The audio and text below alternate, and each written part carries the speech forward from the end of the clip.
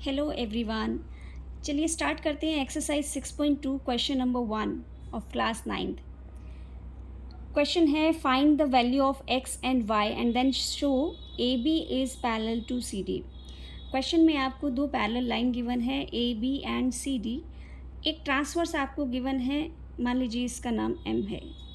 M एक transverse given है और आपको इसमें क्या शो करना है कि ए बी जो है सी डी के पैरेलल है और साथ ही एक्स और वाई की वैल्यू भी फाइंड आउट करनी है।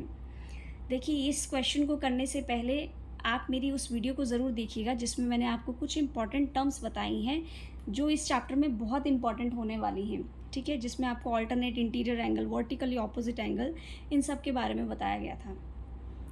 क्वेश्चन स्टार्ट करते हैं। देखिए, आपको ए बी एक पैरेलल लाइन, ए बी और सी डी पैरेलल लाइन दी है। ए बी एक लाइन है तो ऑब्वियसली ये स्ट्रेट लाइन यानी 180 डिग्री की फॉर्मेशन यहाँ पे हो रही होगी एंगल्स के बीच में। ठीक है, चाहे आप इस प्रकार लीजिए चाहे इस प्रकार लीजिए, एक लाइन की फॉर्मेशन है और एक लाइन पे अगर एंगल्स बनते हैं तो उनका सम हम 180 डिग्री लेते हैं। स्टार्ट करते हैं। We know that a linear pair is equal to 180 degree.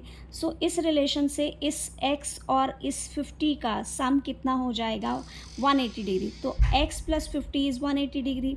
हम यहाँ से x की वैल्यू फाइंड आउट कर लेंगे इजीली। 180 50 माइनस करेंगे, x की वैल्यू आ गई आपके पास 130, यानी ये हमारे पास 130 आ गया।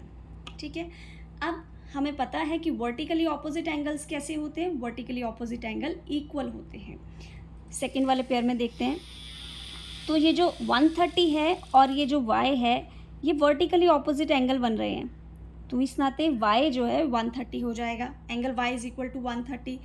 Okay, so in line C D angle y is equal to 130। अब देखिए, ये भी हमारे पास 130 आ गया और यहाँ एक z की फॉर्मेशन भी हो रही है। a, इस पॉइंट को अगर आप कुछ नाम देना चाहते हैं, OP कुछ नाम दे दीजिए, AOPD। अगर आप इनको देखें तो ये ऑल्टरनेट इंटीरियर एंगल बना रहे हैं और अगर ऑल्टरनेट इंटीरियर एंगल है तो ये दोनों इक्वल होने चाहिए और अगर ये दोनों इक्वल हो गए तो बस हमारा क्वेश्चन प्रूव हो गया कि ये दोनों लाइन पैरेलल हैं।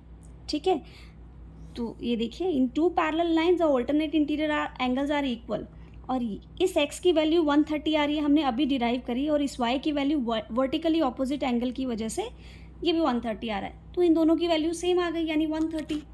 ठीक है, that means x is equal to y आ गया है।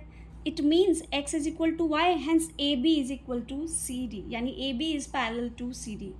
ठीक है, अगर दो लाइन्स को पैरेलल प्रूव करना है तो हम या तो ये प्रूव कर दें कि उन एंगल्स के बीच में ऑल्टरनेट इंटीरियर एंगल बन रहा है, इन दो पैरेलल लाइंस के बीच में ऑल्टरनेट इंटीरियर एंगल बन रहा है, या हम ये शो कर दें इंटीरियर ऑपोजिट एंगल, वो एक्सटीरियर एंगल्स इक्वल हैं, या हम ये शो कर दें कि कॉरस्पॉन्डिंग एंगल्स दिख रहे हैं सेम सेम एंगल, या हम इसमें ये बता दें कि ये जो interior angle on same side है इनका सम 180 डिग्री। तो बहुत सारे तरीके हैं हम लाइन को पैरेलल शो कर सकते हैं।